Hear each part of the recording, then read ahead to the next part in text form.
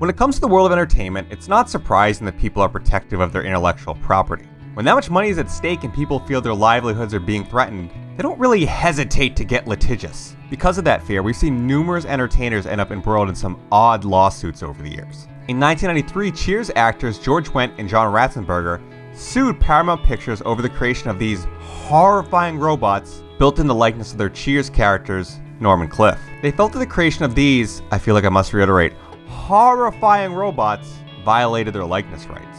In 2005, new metal band Slipknot sought legal action against Burger King over a commercial that depicted a fictional band they felt was far too similar to themselves. Their case was that Burger King was deliberately violating the band's trademarks in order to sell chicken fries. And in 1997, ring announcer Michael Buffer took radio host and Iran-Contra fall guy Oliver North to court over North's consistent use of Buffer's iconic phrase, let's get ready here! Except Buffer's phrase wasn't just his trademark, it was trademarked, thanks to his brother Bruce Buffer, who vociferously protected Michael's IP. But not all brothers are on the same page like those Buffer boys, which brings us to what may be the strangest lawsuit of them all, the lawsuit between the Gallagher brothers. It's a story of a meteoric rise to fame that came crashing down due to unchecked hubris. It's a story about two difficult personalities trying to create art and tearing their family apart in the process. It's a story about what happens when one brother invites another into his world to create magic, but eventually ends up creating strife. This is the story of Gallagher versus Gallagher. Oh man, I just realized I've been showing you guys the wrong Gallagher. I meant this one. We're gonna start with the watermelon! That would of course be one Leo Anthony Gallagher, or better known to the world as simply Gallagher. Hey man, the greatest artists of our time had just one name. Madonna, Prince, Sinbad. For those who don't know, Gallagher was a stand-up comedian who rose to unimaginable heights in the 1980s. Gallagher was a unique stand-up to say the least. On the one hand, he was a comedian who prided himself on observational humor and clever wordplay. On the other hand, his most famous routine consisted of him smashing fruit with a sledgehammer. The bit was called the Sledge-O-Matic. It was originally conceived as a way to mock consumer culture, but eventually the subtext became the text and it just became about how much he could smash. The Sledge-O-Matic was such an integral part of Gallagher's popularity that nearly all of his comedy specials had to end with him smashing fruit with a hammer. And there were a lot of specials. Say what you will about Gallagher as a comedian, but he was as prolific as they come. The legendary George Carlin did 14 specials for HBO in his illustrious career. Gallagher did 13 specials for Showtime, and that's only counting the ones he did from 1980 to 1987. It's hard to explain just how popular Gallagher was. At his peak, he was selling out theaters all across the country, to the point that the demand for him had begun to outweigh the supply of him. The people wanted, nay, they needed more Gallagher in their lives.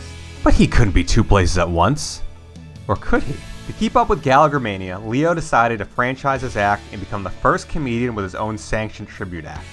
I give to you Gallagher II, the living sequel. And to think, it only happened because of the Teenage Mutant Ninja Turtles. What? No! No, it's true. Believe it or not, the butterfly effect that leads to the creation of Gallagher II first flapped its wings with the Ninja Turtles. There are different variations of the story, so let's start with the version of events told by Gallagher's manager and surfing legend Gary Proper. According to Proper, sometime in the 1980s, he went to a local comic shop and fell in love with the Ninja Turtles comic book he found. By that point, the Turtles cartoon and toy line deals were signed, but he was able to acquire the movie rights. He began pitching the movie all around Hollywood, which in his version would feature prominent comedians of the day voicing the Turtles. His idea for the cast would feature Gallagher, Jimmy J.J. Walker, Howie Mandel, and Sam Kinison. Now obviously, Proper's terrible version never saw the light of day, but eventually he helped get the film made through Hong Kong's Golden Harvest Film Studio. His foresight to buy the rights paid off, as the Ninja Turtles movie was immensely successful, and his role as producer earned him a nice little payday. A payday that Gallagher thought he was entitled to a piece of. In multiple interviews over the years, Gallagher has stated that he was heavily involved in the deal to make the Turtles movie, and that Gary Proper properly screwed him out of what he was owed. Here's Gallagher's version of events as explained on Barry Katz's Industry Standard podcast. And I said, oh, great, let's get the movie rights. And so we don't have to smash watermelons the rest of our life. We had 30 points on the first 3 Teenage Mutant Ninja Turtle movies. They decide that they don't like the fact that we made a deal. And so now they want 20, and we get 10. Gary decides that was my money that went away. But I said, Okay, I want to present it. I want it to say, presented by Gallagher, the Teenage Mutant Ninja Turtle. I went to the opening of the movie with my son to show him that there I was going to be up on screen. And there was Gary's name. Gallagher was incredibly upset by what he perceived to be his manager's betrayal, and their personal and professional relationship deteriorated. How could he trust a manager who had stolen from him? Now, I'm not saying that's untrue. I just want to quickly point out that, to be fair, Gallagher thought a lot of people stole from him. Here is a brief and incomplete list of people Gallagher has either implied or directly stated ripped him off in some capacity. Andrew Dice Clay, David Letterman, Cher, The Insane Clown Posse, Blue Man Group, War, the makers of the film Splash, the makers of the film Stripes, the makers of the film Police Academy, Robin Williams, okay, he might have a point there, and of course, Carrot Top. Carrot Top's neighbor just so happened to be Gary Proper, so when Proper needed a new client after a separation from Gallagher, he didn't have to look far. Gallagher and Carrot Top had previously enjoyed a cordial relationship, but that changed when Gallagher found out his old manager had signed the younger prop comedian to his repertoire. Gallagher got paranoid and became convinced that Carrot Top was going to start stealing his act. He just needed someone in the clubs to keep an eye on him and prevent him from picking up any momentum. Enter his brother, Ron Gallagher. Ron was the younger brother and looked incredibly similar to his famous sibling. Let's quickly get this out of the way. To mitigate confusion for us this video, we're going to sparingly use the phrases Gallagher I and Gallagher II. Instead, we'll be focusing on using their first names instead, like Doris Burke calling an NBA game. So we spend a lot of time in Philadelphia fretting about whether Ben and Joel fit. Ron was living in Florida at the time working as a salesman, but the job wasn't satisfying him and he needed some money. Wanting to help his brother out, and also do some damage to Carrot Top, Leo came up with an idea to kill two birds with one stone, and thus the idea of Gallagher II was born. Leo sent Ron out on the road with a few ground rules.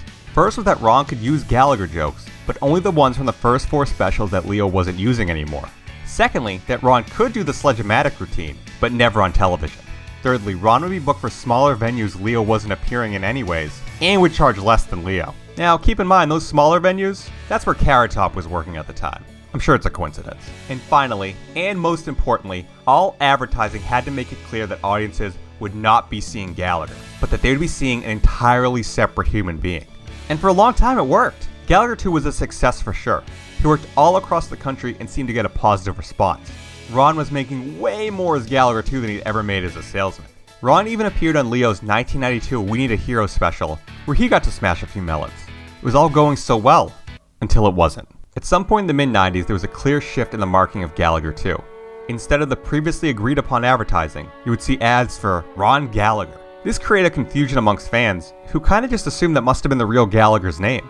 On his Monday morning podcast, comedian Bill Burr talked about seeing that confusion play out in real time. So he would go up there, and it would be like, it wouldn't take any more than 3 or 4 minutes. Like right out of the gate, it's like, why does his voice sound so weird? Because he kind of looked like him if you sat in the back, and then people would just start, within 4 minutes, it's like, dude, this isn't Gallagher. Who the is this? And then this murmur would start, and the guy wouldn't even address it, and he would stay up there for an hour as people going like, who the is this guy? That confusion turned to anger when people realized they weren't seeing the original Gallagher. Those fans began emailing Leo, who began to look into what was going on. For the sake of transparency, most of the information we have about the rest of the story comes exclusively from Leo. I'm not saying it's not true, but I'm just saying that Leo once heavily implied Kevin Costner got the idea for Dances with Wolves from him. According to Leo, what he found was that Ron was willfully creating consumer confusion to make more money. Ron had allegedly gotten involved with promoters who convinced him that they could charge Gallagher I prices for Gallagher II shows, as long as they advertised it correctly. And by that, I mean advertised it incorrectly. If Leo's story is true, that means Ron was basically undercutting his own brother. The breaking point seemed to be a scheduled New Year's Eve show in Detroit, when Leo attempted to get booked at the Fisher Theater, only to find out the theater had already booked Gallagher II, and he was charging far more than the brothers had agreed to. Fed up with the situation, Leo filed an injunction against Ron demanding an immediate stop to the Gallagher II project. He said that Ron had violated the spirit of their agreement and was purposely infringing on his copyrights. Ron would obviously deny it, and in fact claimed that it couldn't be copyright infringement because they had worked together to create the sledge-o-matic routine. Surprisingly, Leo's parents and sister both sided with Ron. His father went so far as to state in an affidavit that Leo was a drug addict who needed Ron around as an emergency fill-in. Even though the family sided with Ron, the court sided with Leo. In August of 2000, the permanent injunction was put into effect, and Gallagher II was put to rest. Not only could Ron not do Leo's jokes anymore, he couldn't even bear his likeness. Information is scarce, but it appears Ron still tried his hand at comedy for a little while longer. The only evidence of this are ads from 2001 depicting a now short-haired Ron Gallagher. The only reference to his previous life as Gallagher II would be the indication that attending the show would be a smashing good time. As for his older brother Leo, the years were not kind to him personally or professionally. On a professional level, it was probably bad enough to have the reputation of the hack comedian watermelon smashing guy, but it got worse when he got the reputation of the hack homophobic racist comedian watermelon smashing guy. Modern audiences took umbrage with a lot of his material, and he reacted by doubling down and lashing out. So many interviews with Gallagher turned into gripe sessions, as he complained about the success of everyone he considered beneath him. The years just seemed to make Leo bitter, as he grew increasingly frustrated with what he felt was a lack of respect. The peak of which was, of course, the infamous argument on WTF with Mark Maron that I was obviously gonna play. Why are you taking the other side of everything I say? I'm not. I'm just saying you that are. Why did you want me to do this interview if you don't think I know anything about what you're asking me about? I'm just telling.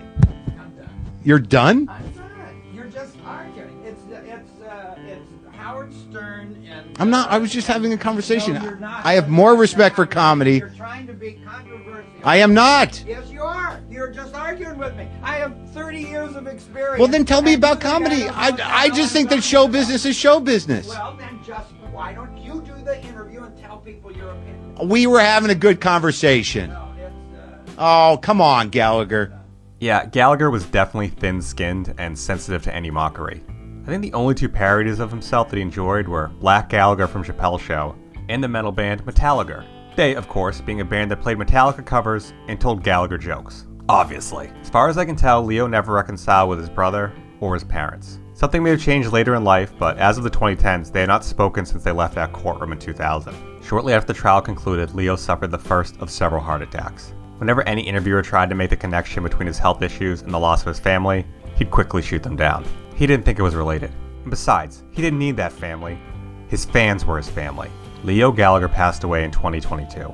To say he left behind a complicated legacy would be an understatement.